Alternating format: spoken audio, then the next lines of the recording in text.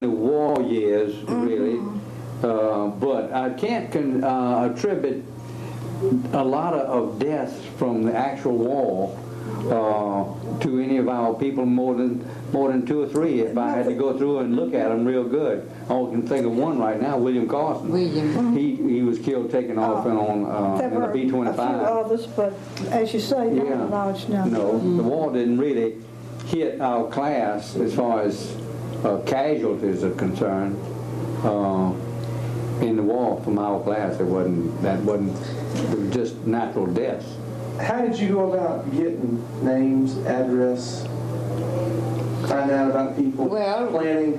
We got the list from the school to begin with. They on computer tapes at the school. And so that was the first thing we did. And then we had a meeting, and we went through them, and everybody took about 10 or 15 names. I delegated more and didn't take so many myself.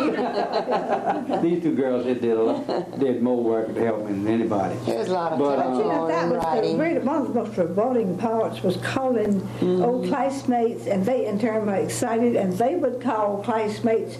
And I know that Vernell Graham and Belzig would call me every night for a week, excited with a name that she had come upon, making long distance calls. That means she's calling Charleston. And so it grew in that way. In Florida. And I had, I called Bogota, Florida, a sister of one of our classmates, to find out that the classmate was in Miami, and called her in Miami. And, what an exciting time. Had not spoken to Jeanette Walensky since the day we graduated back in 1937. So it has brought that about, which has been one of the most rewarding. I really think we had more fun than the other people because we had the closer contact with the people. No doubt. One more question and I'll let you go, because I know after planning all this and executing it tonight, y'all must be feeling it. Our husbands are impatient. In fact, mine has been impatient. I'm going to regress to a little bit back to 1937 again, and not so much planning this thing. Who are your friends in high school? What names ring a bell from 1937 specifically? Well, so many of ours are dead.